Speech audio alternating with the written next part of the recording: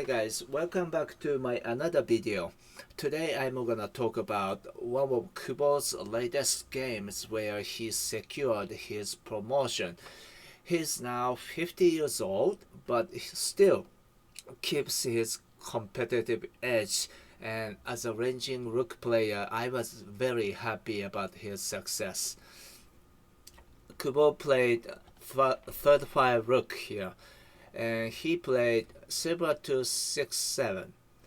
To some players, it may seem a little early because it's been told that it's a good idea to keep this silver as long as possible on this square until your opponent commits. So that was interesting.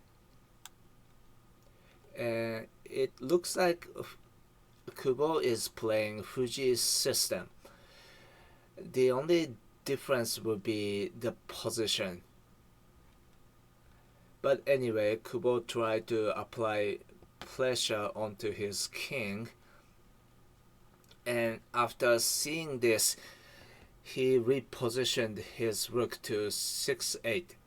Maybe that's because by only one pawn push he can build more effective offensive structure. If it stays here, it's gonna take more moves, right? And white goes for Anaguma castle. Since this pawn has been pushed, Anaguma castle can be seen as a weak defense because the edge pawn can be easily targeted, and that's exactly what Kubo did, and he decided to initiate the attack here. Actually, bishop recaptured the pawn, and that was also a little surprising because Kubo was able to play silver to 4-5, and white lost a pawn. He completes the castle, but it's still a little weak because these generals are not connected well. And Kubo, of course, didn't stop attacking. He played pawn to 1-5, pawn recaptures, and pawn drop to 1-4. And Kubo played pawn to 6-5. And that was a little unimaginable because Kubo actually invited his bishop to harass his own rook.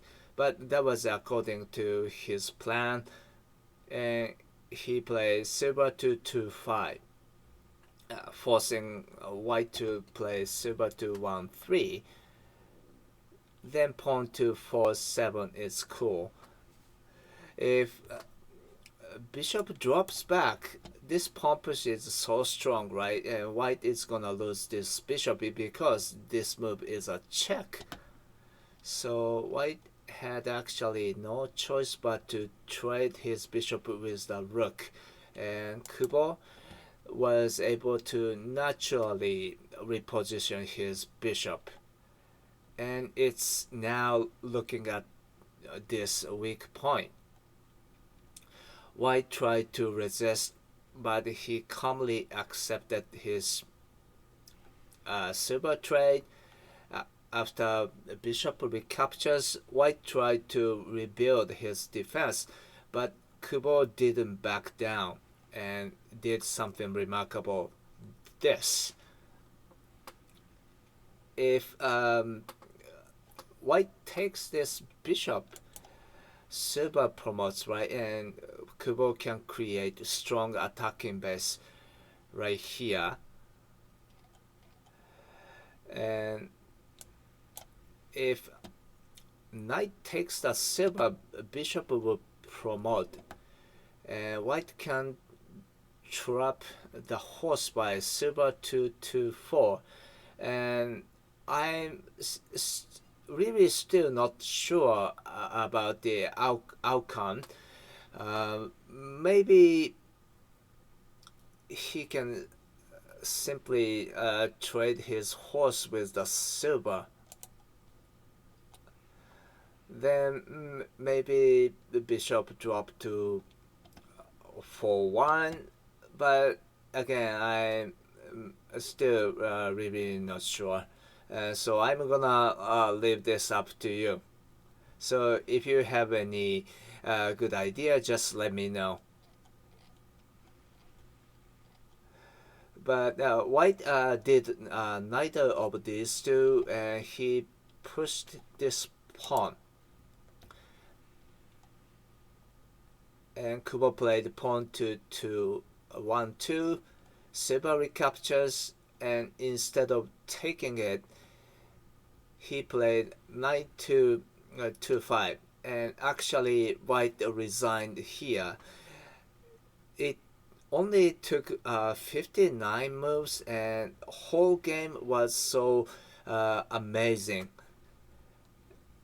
If White takes this silver by the knight, now of course he can promote the knight, right? White is gonna lose more resources, so black is fine. If this silver dodges like this, maybe this promotion is possible. If he takes the silver, bishop can promote, and this can happen. So it's a brinkmate. If White take this knight instead, maybe bishop can still promote. It's going to be the same thing, right? If king runs, this knight drop seems to be good to me, because if gold takes the horse, the king is going to be checkmated, right? But even if silver takes the knight, it's going to be still good for black, because of this bishop drop, and king runs. Again, black can create a strong thickness around the king, so black is still winning.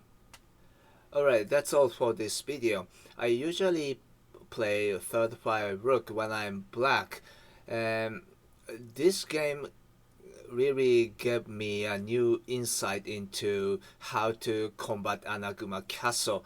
I of course added this to my dictionary, and you should do that too. I hope it's been helpful, and as always, thanks for watching and your support, and take care. Bye.